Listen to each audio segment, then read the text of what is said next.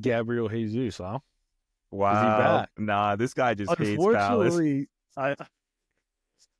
I will say, unfortunately for Arsenal, as soon as they look to be playing really good football, their best player's out. And I'm not a genius, I'm not a doctor, but anytime somebody does their hamstring and they have to leave on crutches, that is not a 1 to 2 week issue. That is a 2 to 3 month issue, I would imagine. I don't think that's a quick recovery. The uh the tweet I saw from Eurosport was it's several weeks. Take that as you will, but they're saying several weeks. Um, let's see. I guess about the game, it actually was a fascinating game. You saw it, right? Yeah, I thought that Arsenal kind of reverted back to how they played in previous years where they actually played football. Arteta might have listened to you. Did you see who Maybe. was playing in midfield? I saw he was playing in the Yeah, midfield. yeah. Hey, we might know a thing or two. Hey, We might. you know what?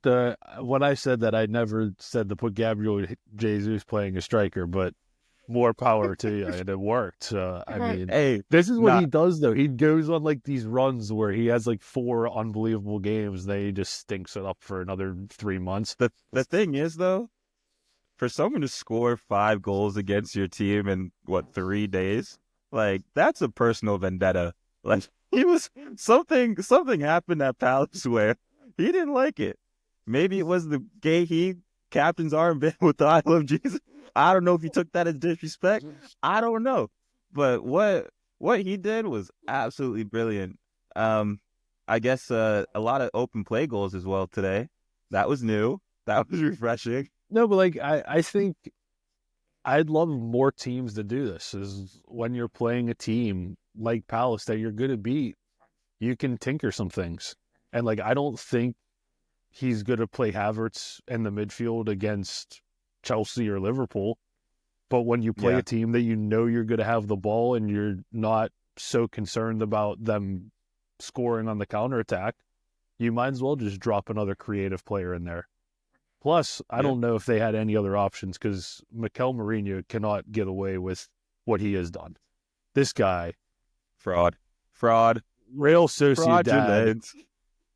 I'm not I'm not ready to say fraud yet, but I Arsenal am. might have been robbed by that Man, signing. Arteta signed himself. Like we're not gonna Arteta is a good midfielder, we understand. Like it's the same way Mikel Marino was. Like when he was at Newcastle, like the same way like actually Arteta at Everton was class. But when he went to Arsenal, like it was okay. And that's probably what you're gonna get from Mikel Marino. Like you're not getting anything special. Like he signed himself. Yeah, I still don't understand the signing. It's not the type of player that they needed. Partey though, like when Good. Partey plays, Mm-hmm. they look a lot better. Now, is your midfield three going forward got to be Partey, Rice, and Odegaard? I mean, that's probably what it should be. That's what it was last season. But then Right? again, it's like I've I believe they've played with that midfield a ton this year, probably, and they haven't created that much. So it's like, I mean, it's crazy to No, say one of them has to be missing out for Havertz to play as the 10, but Odegaard played as an 8. And I remember saying that a couple weeks ago. yeah, yeah, Odegaard yeah. playing as No, an 8. get your shit off, man. um, Odegaard playing as an 8. I just think if he plays as an 8 and he plays more that side of the pitch rather than holding Saka's hand, I think they'll be a little more balanced. But now, if Saka's out, I don't know. Now their attack, dude, scoring goals for them is going to be hell. yeah, that relying on Martinelli to beat your guy 1v1, even though he did this game, so fair enough. It's gonna be a long season if that's what you got to do. Well, Back to even like your even set pieces, like you're losing the guy that takes half your set pieces. yeah, back to that actually makes sense. But your center mid shout though, your center mid shout though, I think it's just Declan Rice and Marino can't play together. Like there's something off with Well, the no green links maybe, but there really is something off there, and they're I just, I just don't know how like well Mourinho can move. Like when I watch him play, he just looks like a big oof out there.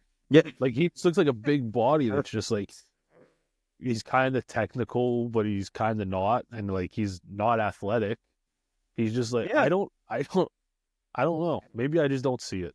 It's No, I mean possible. it's fine. I thought I had like 2020 vision right now, but maybe I don't see it either. Well, But it's making sense when the first game of the season, Lando was like, "Who the hell is that guy?"